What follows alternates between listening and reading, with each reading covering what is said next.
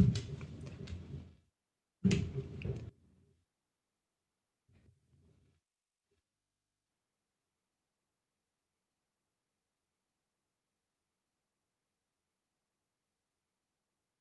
everyone. Good morning, good afternoon, good evening. Thank you all for joining today.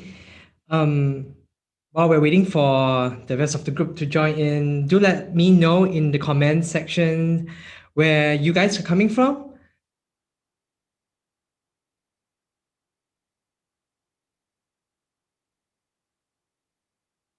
So I'm actually I'm actually doing this session from Singapore. It's 9 a.m. in the morning here on a Friday morning.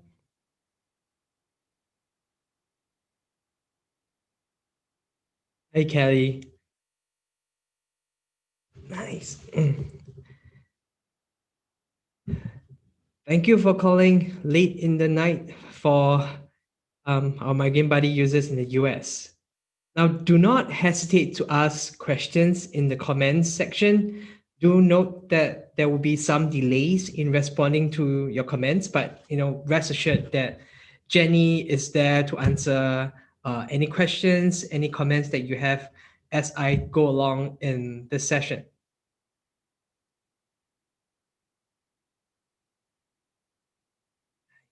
Hi. Hey, Gillian. Hi, Laurie, Diane, Shelby, Pat. It's exciting. We have quite an exciting group with us today. Thank you.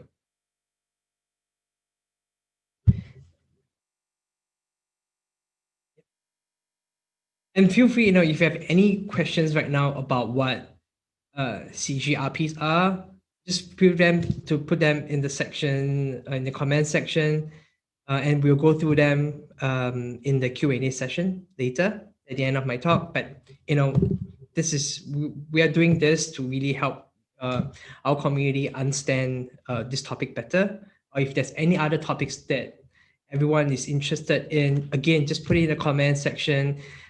This is the first time we're trying to do this trying to explain the science to our community. So if there's any other topics that you are interested in, feel free to put that in the comment section. We would be very interested to know what interests you so that we can design better sessions for you in the future.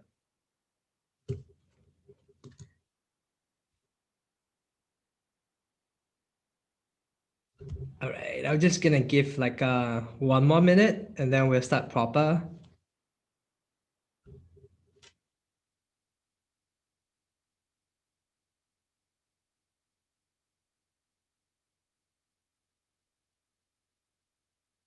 Hi, Charlie. Hi, Jonas. Hi, Judy.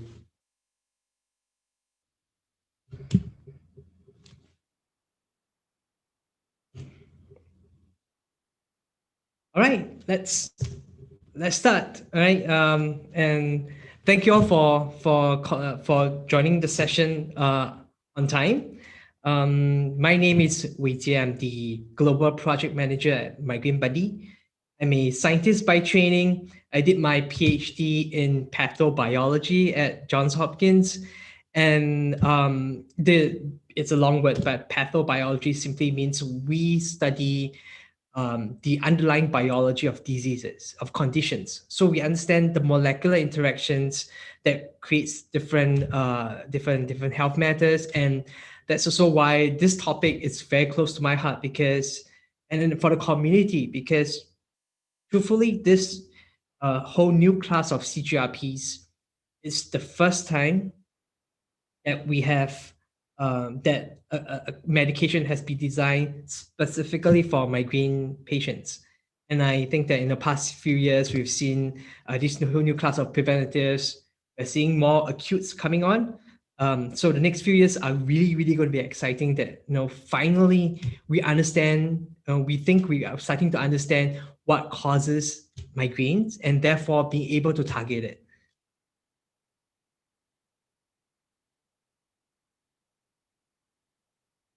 Okay, so the agenda for today, I would just do a quick overview of the long history of migraine. And then how this term CGRP plays a role, is thought to play a role in migraine and causing the migraine related symptoms. This migraine preventatives, a whole new class of medications that are now available for patients.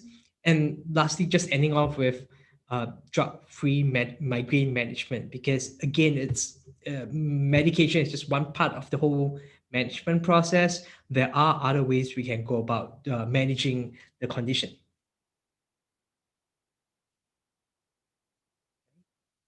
So, history of migraines. Interestingly, the records of migraines have been dated back even to the very, very early caveman drawings. And for a while, it was actually thought that the archaeologists was finding skulls with holes in their head, in the skull, holes in skulls, and it was actually thought for a period of time that that was what people did to alleviate the symptoms of migraine. Now, obviously, this was then realized to be a myth, but it sort of illustrates how severe the symptoms are.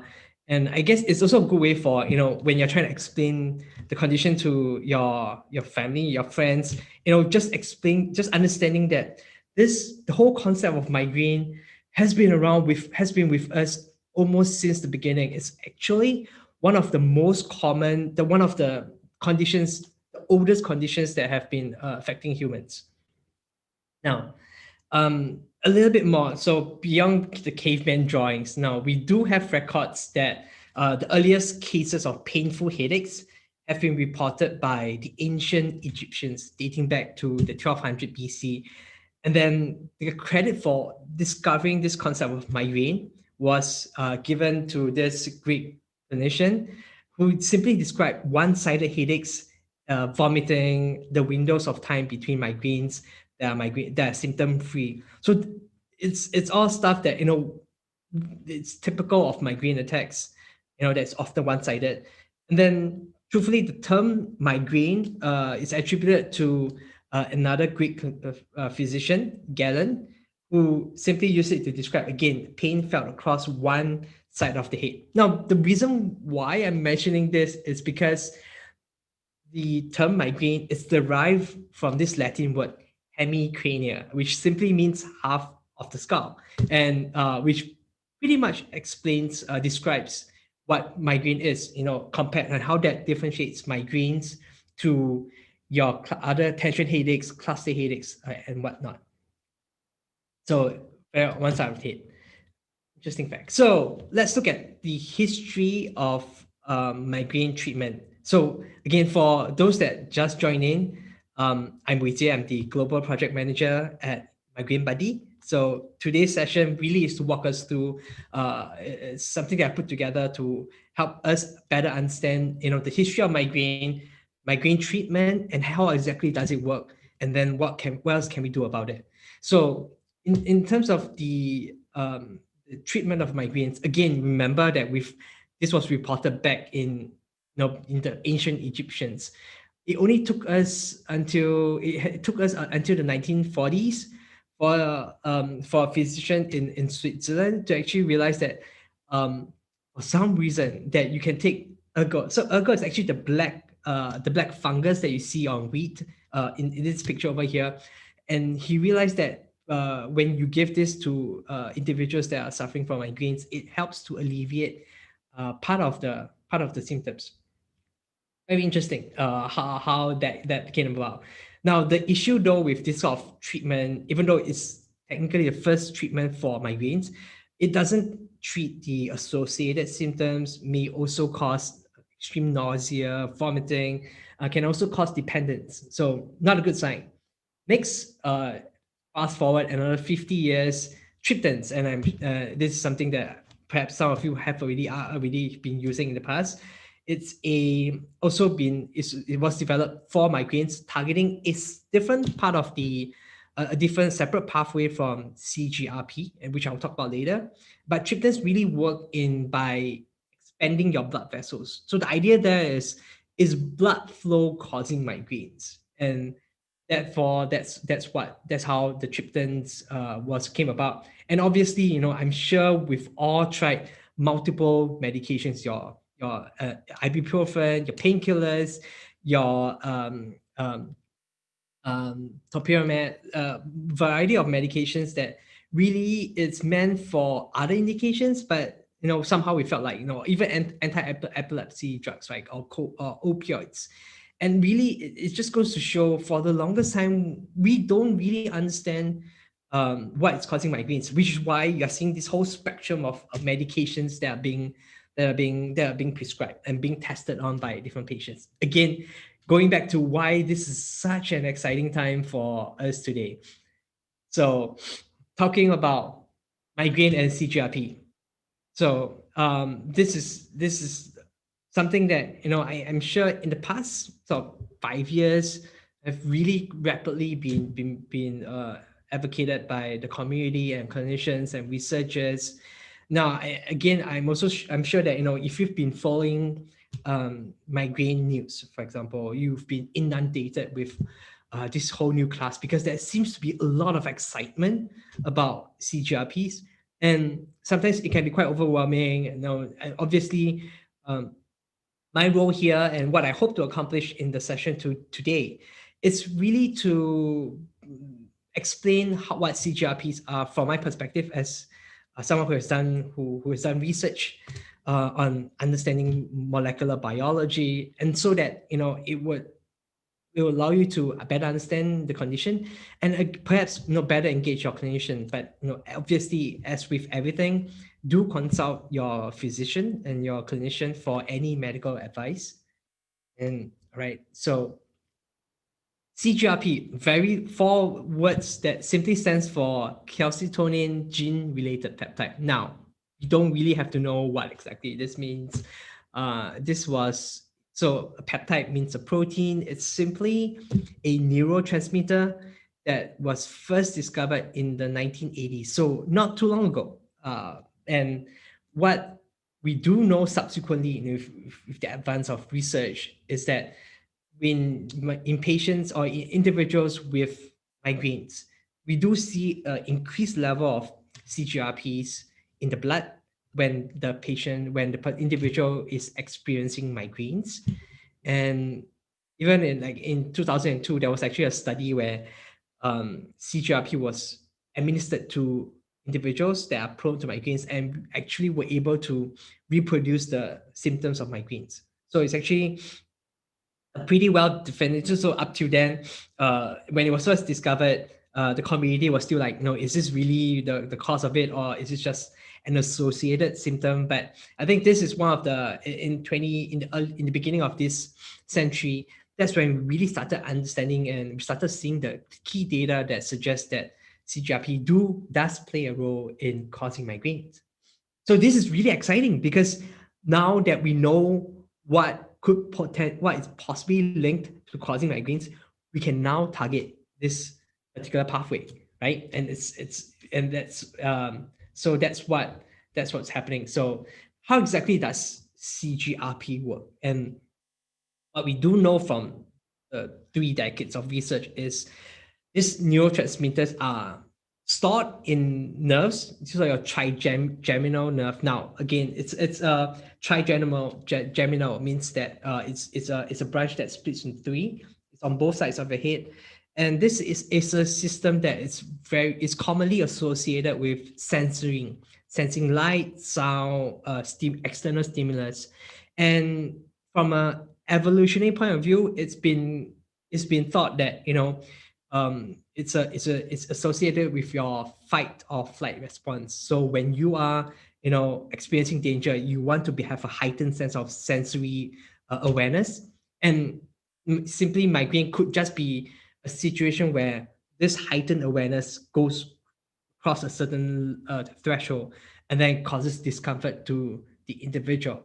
So when this pathway is activated, you can see that the protein, CGRP protein, is released from the nerves, and then it goes to a receptor. So a receptor is simply another protein on a different cell, on a nerve or a muscle fiber, that then is able to capture this receptor And what we do know is once the CGRP protein interacts with the receptor, then that's when this horrible symptoms appear, right? You're vomiting, oversensitivity to noise, light, pounding pain.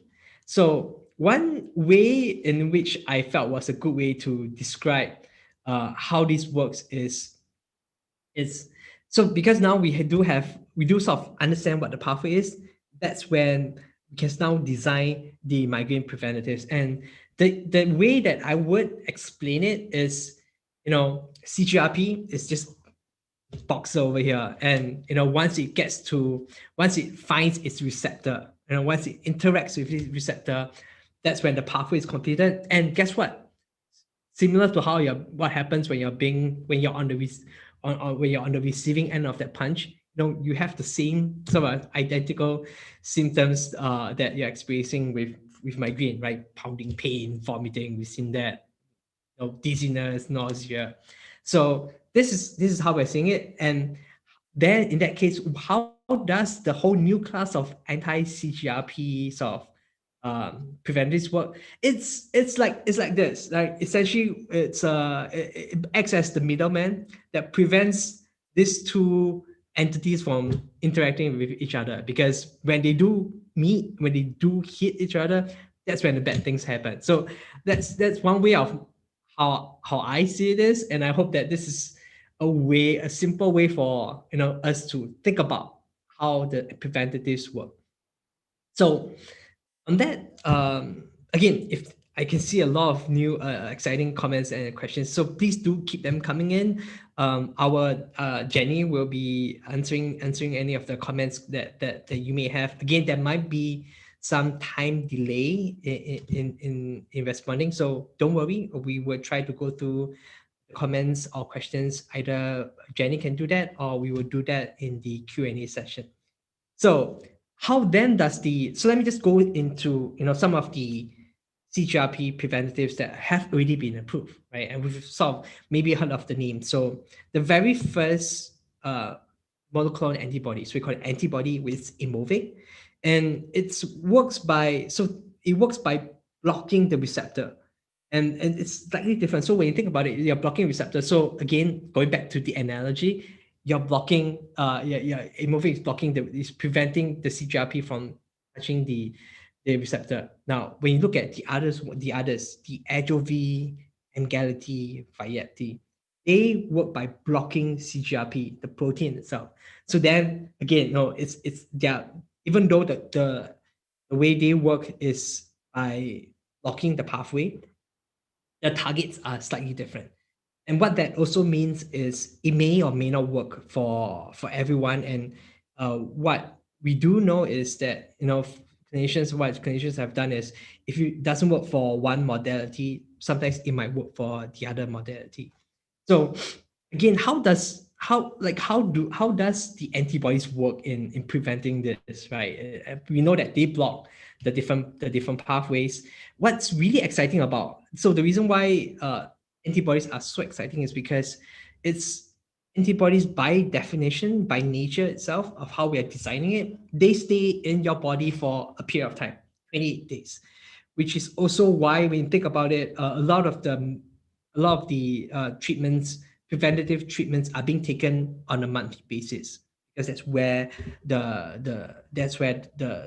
you can get enough levels of the antibodies, because you constantly want to make sure that the receptor and the protein are not interacting with each other. And antibodies, compared to your drugs, forever, the other drugs, for example, the earlier drugs that were developed, does not get into your liver, gets broken down, and cause harmful toxic side effects. So this is really important because as you know, migraine is it's a chronic condition, so it requires time for the body to get used to sort of adapting to blocking of this pathway. And so it has to be a long-term treatment, and therefore making sure that we have something that's safe. Making that something that's safe is important for users. Now, so again, think of it as the way we see this is the reason why we constantly have to take the preventatives is they are like your neighborhood patrol police, right? Neighborhood patrol watch, where they're constantly going around to make sure, again, the CGRPs and the CGRP receptor are not talking to each other. And that's why you want something to be sort of always there, and also in a way that, even though they're always there, but they're not causing any harmful side effects to your body. Right? So from what we do know about this this antibodies, and again, remember that we only just discovered CGRP and its link to migraines maybe like 20 years ago. So the progress of science really happens really fast. So once CGRP was identified, we started developing this all new treatments of antibodies that target the pathway, and we started doing clinical trials, right? And and the initial data looks really exciting. So we are seeing fewer migraine days. So you heard of the term monthly migraine days, MMD, and that's really a metric that clinicians use to evaluate, how severe a condition is. Like, you always hear about chronic migraine, more than 15 days, episodic migraines, 4 to 7. And then when we are looking at the migraine days, again, we are looking at, reduction in migraine days. And we do see very interesting, very promising data with the antibodies that, the 4 antibodies that I've just mentioned. And then also because the antibodies are constantly circulating in your body, what that also means is when you do have an attack, the intensity is weaker, because guess what? The number of interactions between CGRP and its receptor is fewer, because you have antibodies that are blocking it, really bring down the activity of this pathway. I hope that makes sense. So let's see, let's go. Okay, so what I've just mentioned today, again, is just the left side of your screen, the preventatives, medications that you take at fixed intervals, whether it's every month, every 3 months, with the goal of preventing migraines. But then what we've started to see is sort of in the past 6 months is medications on the right, where you take it when you have a migraine. So it's meant to sort of get you to pain freedom, get you to crystal clarity so that you can perform better at your work. And if there's interest, we don't have time today to go through them, but if there's interest to understand how this work, and I do see some comments about Ubrelvy. So Ubrelvy is something that you take when you have a migraine attack. And that's when you start thinking, when you start looking at reading the news, is that you start hearing 2-hour pain freedom. So what that means is, once you've taken it, how long does it take for you to achieve meaningful pain relief of the migraine?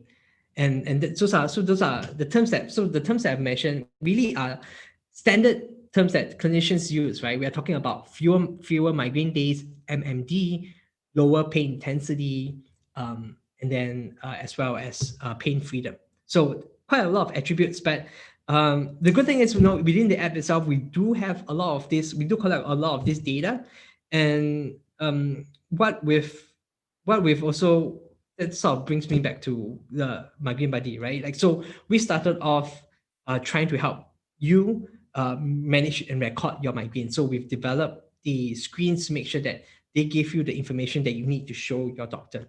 And therefore, right now, I think, I've been what we are trying to do, and what we hope to do to provide an additional benefit with all these webinars, is to provide more information about the medication, the options that are possible, and then for you to better understand how this came about, and hopefully done it in a way that's not too complicated, not too technical. If it is, do let me know in the comments. We will adapt, and I will get better at this going forward. All right. So having said that, I do want to talk about, I do want to mention that, migraine medications, the two that I mentioned, preventatives as well as acutes, simply one part of the whole migraine management journey, right? And there are obviously times where you don't always have to turn to medications. Sometimes it really depends on a variety of considerations that sort of we've listed here, right? Cost is this again is not depending on where you are in the world. It's not a cheap treatment. May not be reimbursed by the insurance. I think in certain regions it is. And so for something that's supposed to be taken for example, at least for a year or 6 months, this can be a significant financial impact. And then because of how new these medications are, there are obviously certain regions in the world where it has not achieved reimbursement status approval or regulatory approval yet. So again, talk to your doctor to see, if this is an option that is available to you. Now, you also need to take into account how these drugs works with existing medications. And again, this is something that you should have a conversation you should have with your physician.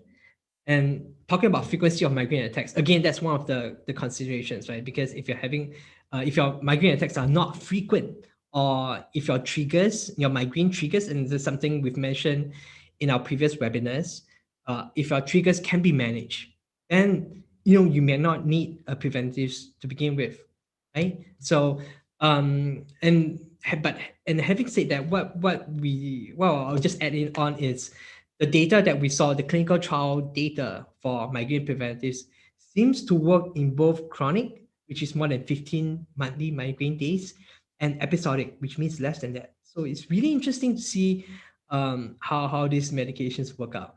And obviously, it also depends on your risk factors. So for those that have been following our webinar series, I think this is like the third one that we have so far, you would be familiar with the concept of migraine risk.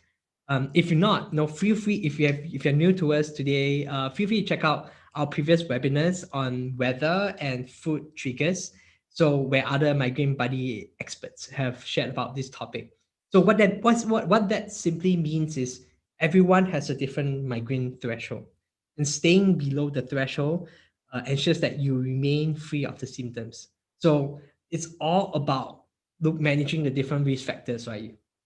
How long you're sleeping, stress level, diet, your alcohol, food intake, and making sure that you can manage all of those to keep them to the lowest, right? So that the risk of you going over a threshold reduces.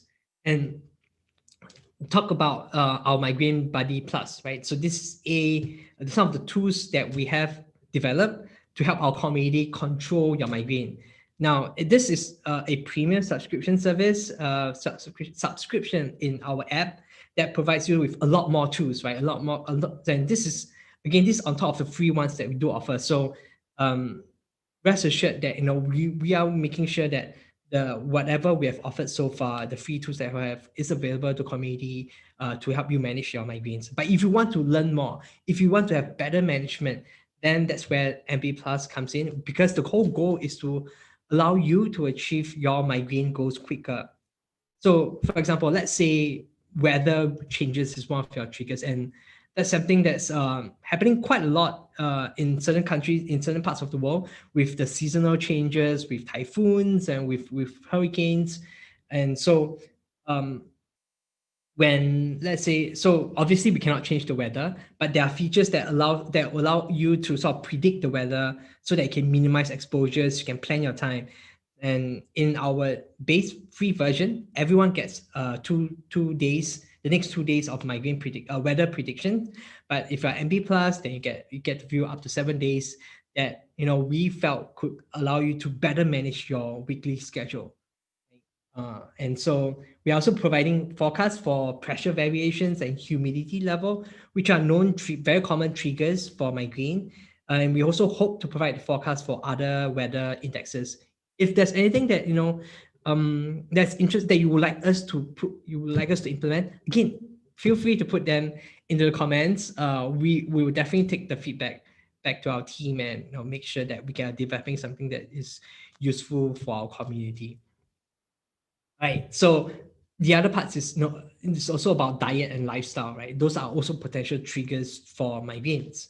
And so what we have done is we have designed programs with the Good Days program. So this is So this includes an exclusive DIY guide which provides a step-by-step method to learn about your migraines, identify your triggers, and get controls. So part of what we are doing, like with this series and also with the book, really is to help our community better understand the condition, because we finally have started to have data to understand how it works, and we have treatment options available. Which is, so I think, the more informed we are of the condition, the better we can manage it, the better we can plan our lives around it.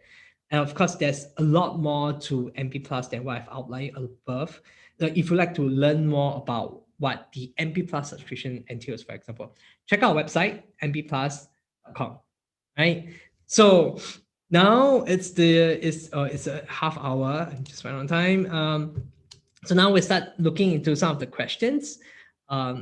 Thank you all for. I'm seeing quite a lot of comments. So thank you, everyone.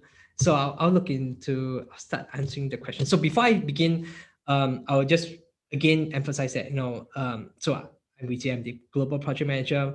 My scientific training, it's more understanding the biology of diseases. So I'm taking this lens for my training, for my PhD training, to really analyze the landscape and provide my perspective. And I think that so I hope this helps, and I hope this helps you when speaking to your clinician. Obviously, with every medical condition, speak to your doctor to make sure you get the most up-to-date information about it. What I hope to do here is to at least give you a solid foundation, so that to have that conversation. So Shelby, I started taking Aimovig. It has reduced my migraine episodes to almost zero. Oh, and explain how that works. I hope, Shelby, I hope that my slides explain it. So if you remember pop quiz, right? What does Aimovig block? It actually blocks the receptor and not the protein itself. That's what Ajovy, Emgality, and Vyepti does. But congratulations, it's really nice to see that it has reduced it to almost zero. It's I guess it's really one of those. It goes back to the point where finally, instead of just trying painkillers, opioids, and stuff that we designed for other conditions, we finally have one option that a class of medications that have been designed exactly for migraines itself. So, right, Diane, I tried Aimovig and had to stop because of constipation. Went back to Botox, but not sure it's working. Does CGRPs have less of that reaction? So Aimovig is actually so I think you're referring to does Ajovy, Emgality, and Vyepti, right? Because those are the antibodies that block the CGRP protein as opposed to the receptor. And what this would be clinical advice, but what I'll say is speak to your doctor about this. Again, what I mentioned is because the way in which the antibodies have been developed, there are nuances, there are differences in how these drugs works, even among Ajovy and Emgality, Vyepti. Like even though they're supposed to target the CGRP protein itself, they bind to, we don't know where they bind to. They bind to sort of different regions. So going back to going back to, sorry, I'm just gonna find my slides again. So going back to this, right? It's simply you can have this really hunky guy, Daniel White, preventing this too, or you can have some guy, a scrawny guy like myself, right, who's blocking it. So it really depends. Even though the target is the same, it's the how it works is slightly different, and they're always going to be sort of they're always going to be there's always going to be differences in how the different sort of the different in how the different medications work. My slide again. Sorry. All right.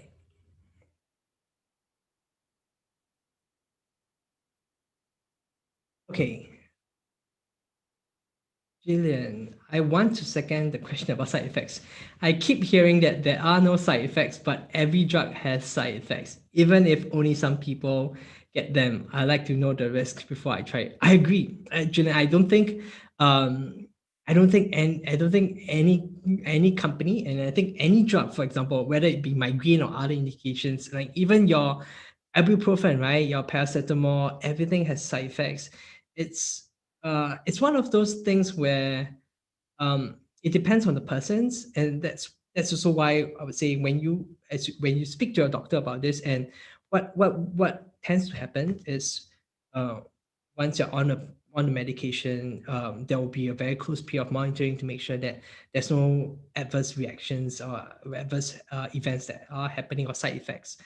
But what I would say is, because we have a better understanding of how CGRP works, and because it's being designed, the new medications are designed just to target this pathway, it seems to work compared to the other medications with horrible nausea and vomiting. There seems to be less, at least from all the clinical trials that have been done, and so that was why those medications got approved, right? Because we do look at the safety profile. Well, not me, but like the FDA, the regulatory agencies do look at the safety profile before approving it. So again, I'm saying speak to a doctor about this. There, even constipation, it can be manageable, can be managed, and very often you can get some tips from your doctor about how to manage it. We understanding, is this worth is this a medication that it's worth you taking, right? Yeah. So Marcy, my HMO finally approved my Uvalvi script this week. Congratulations.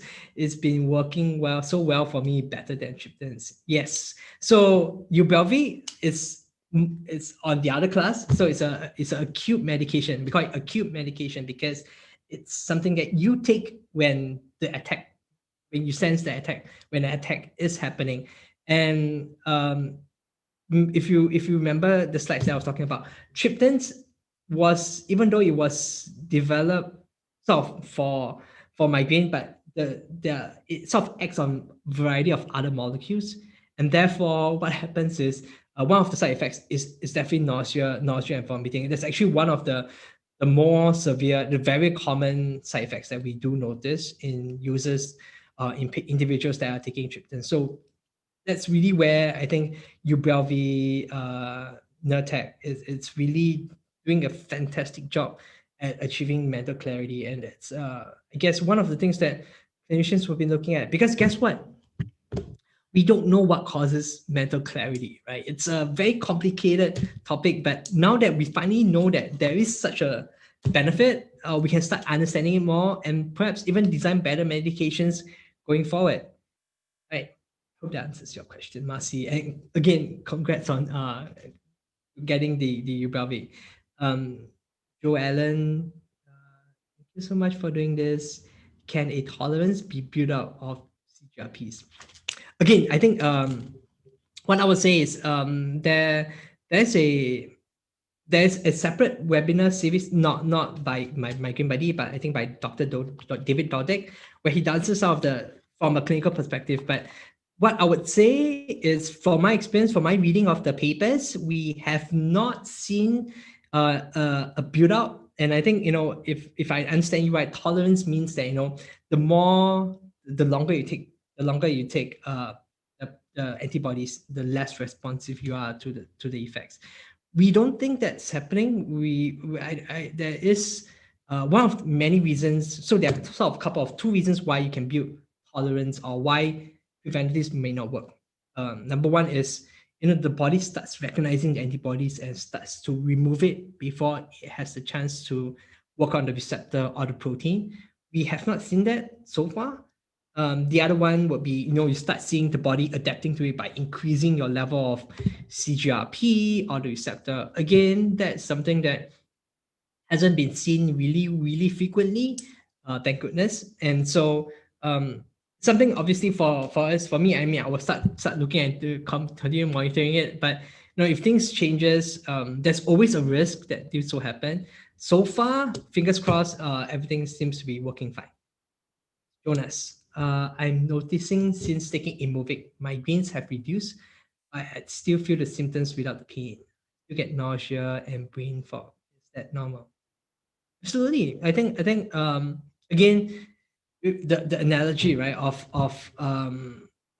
the Dana White preventive thing is, it's when, even though we are sort of taking the preventives, we are not able to block all the CGRP proteins. We cannot block all the receptors, and therefore it's becomes difficult. So therefore, there will be times where you will still observe some of the symptoms. But what we do know from a scientific perspective is the longer you're on the treatment, the better your body, the better the body sort of the because as you're taking it, you're sort of replenishing the antibodies that are in your body, right? So you get better and better results. And that's often why clinicians do advise patients to at least try it for 6 months, right? Because it allows you to get to that steady state, because your body has been used to this high level of CGRP and the receptor for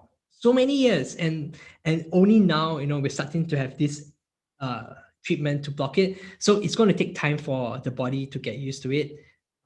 Yeah, I know it's difficult to say be patient, but I think for this, because we do see really good effects in at the 6 month mark, that's what the clinicians do advise. Right, Gillian, is there any way to try an anti-CGRP drug that stays in your system for less time than 28 days in case you have a bad reaction? So far, no. I think from my understanding, it's the reason why we went to antibodies is precisely because they stay in your body long enough. If it's something that's short, what that means is you probably have to sort of administer medication to you in like 2 weeks or even shorter period of time. And so therefore I think that's also why that time period is being suggested. Now, a bad reaction is always something that may or may not happen, right? And what I would advise, again, I'm not a medical doctor, but always speak to your doctor about this. My impression and my understanding is when you're on a new medication, when the doctor puts you on a new medication, we will be monitoring it very, very closely to make sure there's no bad side reactions. And very often, from what we are seeing with the preventatives, right? If I can recall, it's about pain and ejection sites, slight nausea, slight vomiting, but really on a scale that's way lower than what you're experiencing when you have a full-blown migraine attack. Gillian, sorry, I hope that answers your question. Marcy, what's the difference between prophylactic and rescue CGRPs? Good question. So there's actually remember there was a slide about the migraine preventatives as well as the acutes, right? So the left is your prophylactic, right? And it's a fancy word for just preventative. Rescues, again, and a fancy word for treating. So what the prophylactic or the preventatives are what you take at fixed intervals to prevent the attack. So regardless of whether you have migraines or not, you just administer it to yourself every day, every month at that specific date. Or rescue, that's when once you experience a migraine attack, once the pain sets in, that's when you start taking it. So I've just started using Emgality and noticed an increase in hair loss. This seems to be reported anecdotally via numerous online reviews, but isn't officially documented in the clinical literature supplied with the medication by the pharmaceutical manufacturer. Is it possible that this could be a side effect? If so, what is the mechanism, and how could blocking certain receptors in the brain trigger alopecia? Whoa, that's interesting. I think there are, so for medications that are on the market, there are websites you can go to sort of report such events. Perhaps the reason why it hasn't been officially documented could be that it's not a really severe effect, or maybe it's not as common as it is. But what I do suggest is, in the prescribing information, there are links for you to report such effects. Then and CGRP, again, what I would say is CGRP is expressed not just in the brain, that it's also expressed interestingly. I'm not too aware of the hair, but interestingly, it's also expressed in your gut.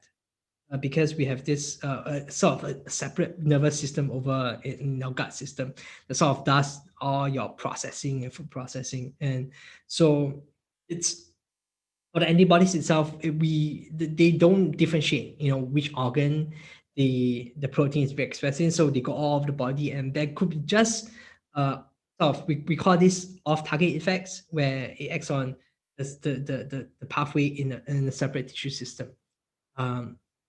Doesn't sound like it's doesn't sound like it's a severe issue, and that's perhaps why it's not reported. But no, manufacturers will always tell you to report it, and then that's something that to be investigated. Could be a very interesting research study, and thinking about how can we reverse that so that we can prevent hair loss. Right, Pat, can you please explain why brain fog is part of the migraines? And do the CGRP treatments lessen this as well? Very good question. So brain fog is one of those idiopathic, I guess. So even though we try our best to understand the molecular bio, what causes certain conditions, right? It's really hard, especially with the brain, to pinpoint what if there is a specific pathway that causes symptom, especially something like brain fog. It could be a variety of complex factors. But what we do know within migraines is there's always this constriction of your narrowing of your blood vessels within the brain, and that's really what causes a variety of the migraine symptoms. Again, it's also the same reason why different people experience different migraine related symptoms, right? So some people experience more nausea, some more brain fog. But what we do know is in terms of like I mentioned, right, the CGRP preventatives seems to have an impact on reducing the pain severity. And I'll look into whether or not we see a decrease in brain fog. I think very often these are like your the secondary endpoints. So when we do a clinical trial, we do collect as much data as we can, and the most important ones will be obviously migraine days, pain intensity. But at the same time, we do understand, do we see less symptoms happening in users that are taking the preventative? So that's something we can look into. Zara, what are the best supplements to prevent migraines? I have been suffering with a migraine attack for a week now. It's the same ache every day, even when I sleep. Ibuprofen works temporarily. Sorry to hear that, Zara. And there are sort of widely discussed sort of supplements to prevent migraines. I not in a position to sort of give an official advice, but what I would say is, the vitamins seem to work. Actually, if you recall back to what I mentioned about MBplus, right? Sometimes it's not only about the medications or even the supplements. Sometimes it's really about lifestyle. And actually, I do think that lifestyle plays a big part in how we're managing. Are there stress triggers because now you're working from home, or the weather and stuff like that? So it's really about knowing. I will come at it this way, and I apologize if I'm not directly answering your question. It's really understanding what's triggering the migraine attacks, and starting from there, and perhaps that would be as opposed to sort of preventing stopping the severity of a migraine attack. Again, my ibuprofen, like I said, it's one of those things where it's meant to be painkiller, anti-inflammatory, not designed for migraine. Works in some cases, but it's because it's not specifically targeting migraine. Therefore, the impact may not be as sort of significant as we would like it to have. But always talk to a doctor if it's been going on for a while. Perhaps there are medications that will help. But sorry, I will go back to exercise, sleep, diet. This is very often the ones that be common triggers, and you can look into that. Abby, if you're on the CGRP preventative, Ajovy, can you take the abortive Ubrelvy as well? Yes, actually, it's there are quite a few sort of studies going on, and it really depends. So I would say talk to your doctor about this. Very often, there are different opinions about this, because um, the idea there is, if you're blocking the pathway using the antibodies, would you see any benefit by the abortive, right? Because by blocking it further. And I think one of the questions earlier was, no, you're taking a preventive, you're still experiencing the symptoms. So perhaps this is one, again, this is just a postulation on my end. It might work, because the preventives do not work on 100% of the protein on the receptor in your body. Having the acute treatment, having something like Ubrelvy, Nurtec, would help, in managing that, getting you pain level. We'll speak to your doctor about this. In fact, there are some very, very interesting studies that are being done right now to evaluate, does adding on a preventative and a acute treatment targeting CGRP, would that work even better? We are involved in some of those research, with our community, and hopefully, in the next 6 to 12 months, we have some really interesting data to share with everyone, right? And Diane, I think the question is, how do Ubrelvy and Nurtec work differently than Aimovig or Ajovy? We get them in, they help in 2 hours, but how do they work? All right, so sorry, Diane, for not getting your question right. So let's look at this, right? Okay.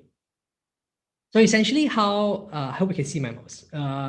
Essentially, how the preventives work is, essentially blocking the CGRP, this blue circle, from getting to its receptor.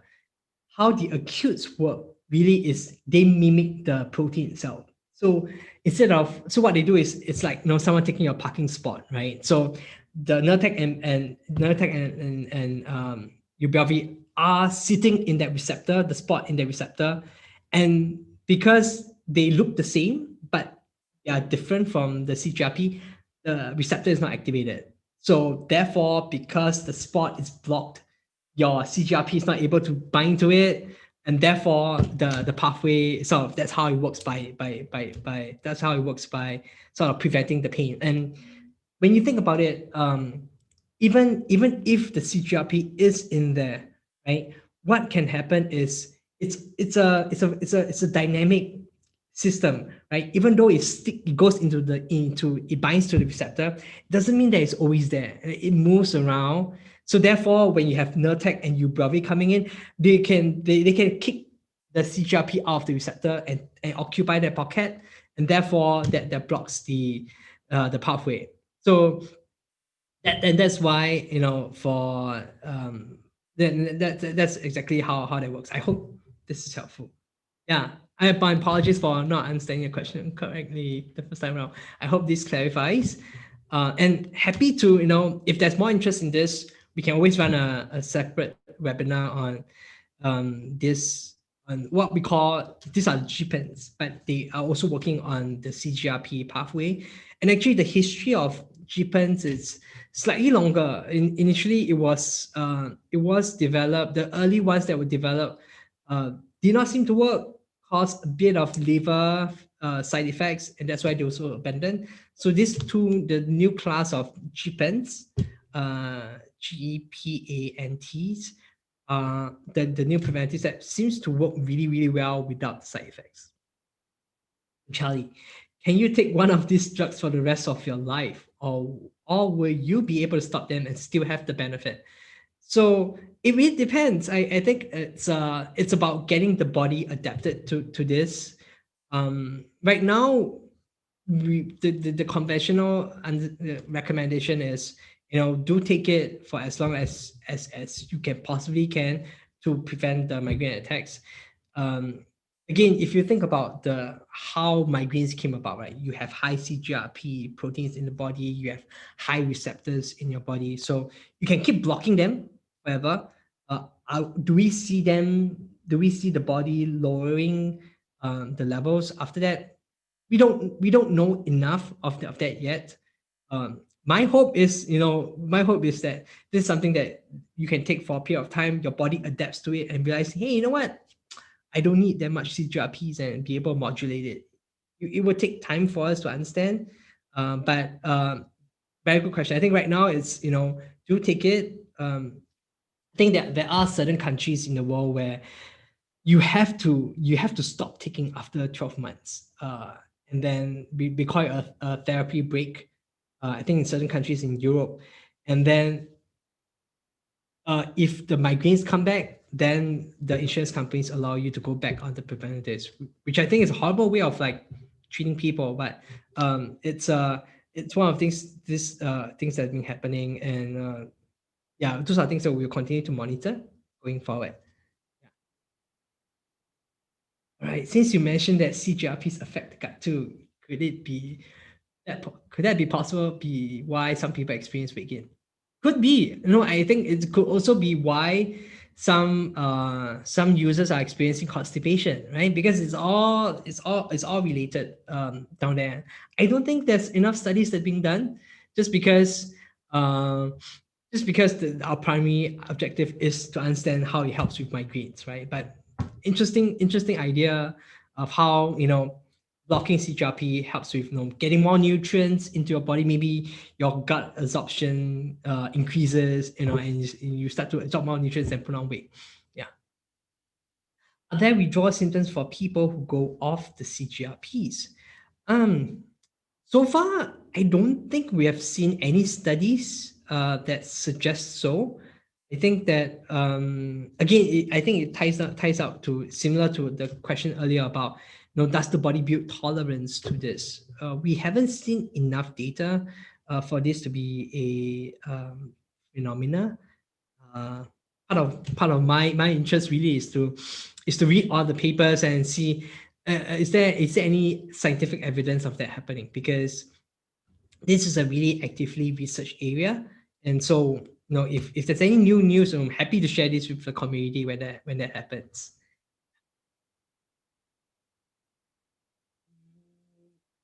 Right. So if there are no more questions, we will be closing the session. So if you do have questions after this session, feel free to leave them in the comments, and I will check in to answer you at a later time. And again, any topics that you guys are interested you would like to cover in the subsequent sessions, also put them in the comment section. So before we end off the section, I just wanted to let you guys know that we are running a special bundle promotion to get the MBplus annual subscription. So if you remember the drug-free migraine management, and so we have the annual subscription together with the Good Days DIY guide, all for a single price of $49.99, which is quite a lot of savings. Now, to get this offer, simply fill up the feedback form for this webinar session. I think the links are below, and you will receive an email with instructions on how to redeem the offer. And so we've linked it below in the description box and also in the pinned comment in the section. Once you have submitted your feedback, check your email for the special offer. And if you like, we can also send you a copy of today's slides if you're interested in exploring more, sharing this with your family. We also would be posting this session online, so you can once that's done, we will send an invitation, we'll send a notification out, so you can review what's happening and share this with folks that did not have the chance to listen. Again, let me know if there's any topics that you'll be interested in the comment section. This is the first time I'm doing this. I've enjoyed done this. I'm the sort of unofficial in-house geek for Migraine Buddy, and love sharing this with my colleagues. And I think really a privilege to be able to share this with the community. I hope this is helpful for us, for you to better understand the history of migraines, how CGRP comes about, why is there such a big hype over this, and how do the new preventives work. And so going forward, happy to break down other topics that you'll be interested in. If there are no further questions, then let's close up today's session. Thank you all for your time. I hope you continue to have a good day, a good morning, good afternoon, good evening, wherever you are. I know it's late for some of you in other parts of the world. So thank you for calling in, for listening in. Thank you for commenting in the section and really making this a very engaging session. Really love enjoying this, doing this for the community. And this is something that, we are here for you. Migraine by Day is here to help the community. All right. That's it. Thank you, everyone, and bye.